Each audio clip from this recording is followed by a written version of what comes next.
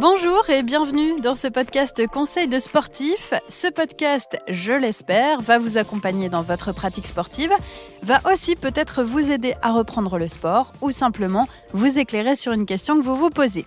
Alors comment on va faire ? Eh bien c'est très simple, on va écouter les témoignages de pratiquants ou s'entourer d'experts aux super conseils. Je vous propose aujourd'hui qu'on s'interroge sur une phrase qu'on nous dit ou même qu'on nous répète souvent « Va courir, ça va te faire du bien ». Ok, super, mais j'aurais tendance quand même à dire pourquoi et comment. Eh bien, on va prendre l'avis de Julie, nutritionniste et coach sportif chez Decathlon Coach. Je lui ai préparé quelques questions sur le sujet et a priori, elle a l'air d'avoir des arguments imparables. Ouais. Alors, première question Julie, il paraît que la course à pied, ça fait rajeunir, c'est vrai ou pas ? Alors oui et non, c'est-à-dire qu'en fait, en règle générale, les personnes qui font de la course à pied paraissent plus jeunes. Donc on a l'impression effectivement que ça fait rajeunir. On sait aujourd'hui que l'activité physique en général, et notamment les sports d'endurance, vont vraiment influer sur la qualité de la peau, l'élasticité de la peau. Et souvent, donc, les personnes qui font ce type d'activité se retrouvent à paraître 5, 6, 7 ans plus jeunes que ce qu'elles ont en réalité. Voilà. Aussi sur la tonicité musculaire, le tonus musculaire, les muscles sont plus toniques, donc il y a un galbe qui est souvent plus sympa chez les personnes qui font une activité physique. Et tout ça, ça contribue aussi au fait d'avoir l'impression de rajeunir. Mais je pense qu'au fond, on fait notre âge. Enfin, on a l'âge qu'on a. On a un âge de forme aussi qui est plus bas, en fait. Et tout ça, oui, contribue au fait qu'on peut penser que ça fait rajeunir, effectivement. Ok, donc ce que tu nous dis, en fait, c'est que courir, ça permet surtout de mieux vieillir. Oui. Effectivement, ça permet de mieux vieillir pour plusieurs raisons. La première, c'est que le fait de s'octroyer un petit moment pour soi permet de relativiser, de prendre du recul, d'aborder les choses de manière beaucoup plus positive. Et la deuxième, je pense la plus importante pour moi, c'est que l'activité physique, et notamment toujours les sports d'endurance comme la course à pied, vont permettre de synthétiser des hormones, notamment par exemple les endorphines, qui sont des molécules similaires en structure à la morphine et qui vont être de véritables antidouleurs. Et donc, on sait que, à l'approche de la quarantaine, cinquantaine, il peut y avoir des petites douleurs articulaires qui commencent à s'installer, notamment comme l'arthrose et voilà, quelques rhumatismes. Et donc, l'activité physique permet ça, notamment la course à pied, permet ça de stimuler ces endorphines et d'avoir moins de douleurs. Donc, en fait, on vieillit mieux parce qu'on a moins de douleurs, donc on est capable de faire beaucoup plus de choses là-dessus. Et puis, ça permet aussi de mieux réguler sa glycémie, d'avoir moins de soucis de santé, notamment sur le diabète, l'hypercholestérolémie. Il y a tout un ensemble aussi, on en parlera peut-être tout à l'heure, mais au niveau de l'alimentation, il y a des choses aussi qui vont avoir des impacts. On va changer notre manière d'aborder les choses.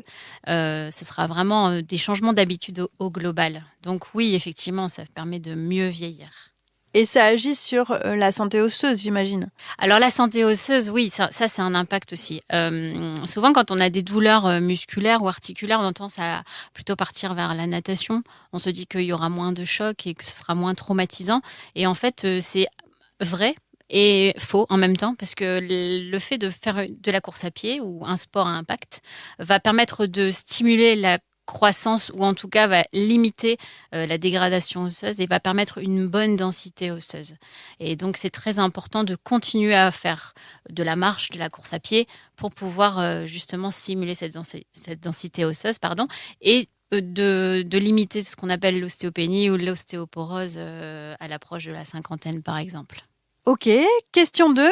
On nous dit souvent que la course à pied, c'est bon pour le moral. Autrement dit, que ça nous libère du stress.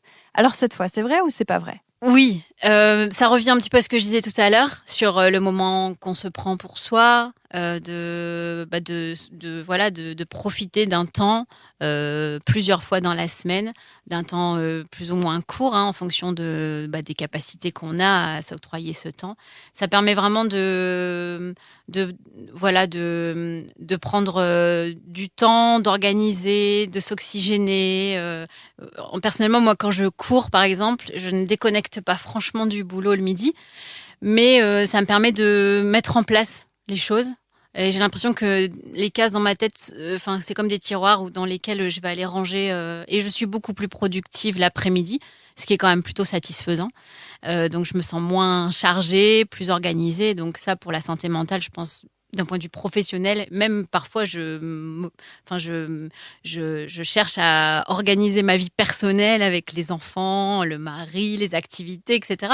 Et donc voilà, donc ça c'est vraiment super. Et puis toujours pour faire le lien avec les hormones aussi dont je parlais tout à l'heure, on va stimuler la dopamine. La dopamine, c'est vraiment l'hormone du plaisir, de la vigilance, donc le lien avec la productivité et puis le plaisir. Se faire plaisir dans la vie, c'est, je pense, essentiel. Et donc, ça contribue à notre bien-être mental. Ça va permettre donc de diminuer le stress. Et puis, il y a aussi l'hormone du bonheur, la sérotonine, qui est aussi une hormone qui va être stimulée par l'activité physique, notamment la course à pied. Très bien. Alors, question 3, hyper importante pour beaucoup d'entre nous. Peut-être d'ailleurs surtout pour moi, est-ce qu'on peut perdre du poids grâce à la course à pied ou alors c'est juste une vieille légende ? En fait, on peut perdre du poids grâce à la course à pied, mais aussi on peut ne pas en perdre. C'est-à-dire que si on se focalise uniquement sur le poids que l'on fait sur la balance, parfois on est déçu. Pourquoi ? Parce qu'en fait, la course à pied va, comme d'autres activités physiques, va contribuer à générer une masse musculaire plus importante. Et le poids du muscle étant 3 fois supérieur au poids de la graisse ou masse grasse, on peut avoir un corps qui va s'affiner sans avoir une perte de poids sur la balance. Et donc, il faut justement faire bien la distinction entre maigrir et mincir. Donc, maigrir, je perds du poids. Et donc là, attention, je perds du poids comment ? Est-ce que j'ai perdu de la masse musculaire ou est-ce que j'ai perdu de la masse grasse ? La différence est importante. Et je mincis, là, on est quasiment sûr que on est plutôt sur la masse grasse. Donc en fait, pour toutes les personnes qui cherchent en tout cas à perdre du poids en faisant de la course à pied, l'important c'est d'avoir 2 paramètres. C'est je prends mes mensurations et je me pèse. Et comme ça, je suis sûre de savoir quel est le résultat, si j'ai des résultats et quels sont les types de résultats que je vais observer. Et surtout, je ne suis pas déçue si je ne me concentre que sur le poids. On passe à la question 4. Julie, hyper pragmatique celle-là. Qu'est-ce qu'on doit manger quand on veut aller courir ? Alors, l'alimentation, c'est un vaste sujet. Surtout en ce moment, on en parle beaucoup. Moi, je dirais le meilleur des conseils, c'est de s'écouter. De savoir ce qui est bon pour nous. Avec l'alimentation équilibrée, on prend pas trop de risques, c'est-à-dire que normalement on est censé, grâce à l'alimentation équilibrée, apporter tout ce dont notre corps a besoin. Donc manger varié, ça c'est une règle aussi.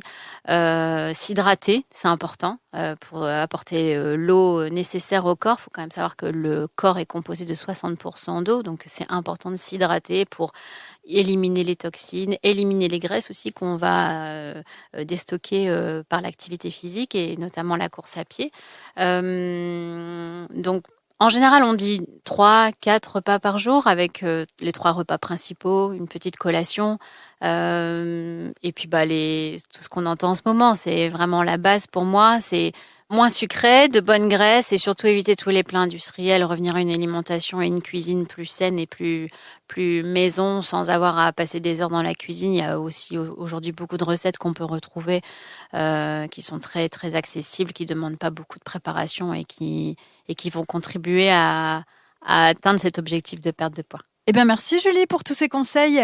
Avant de se quitter, est-ce que tu peux nous faire un petit récap quand même ? Alors, la course à pied, c'est idéal pour la perte de poids ou l'amincissement.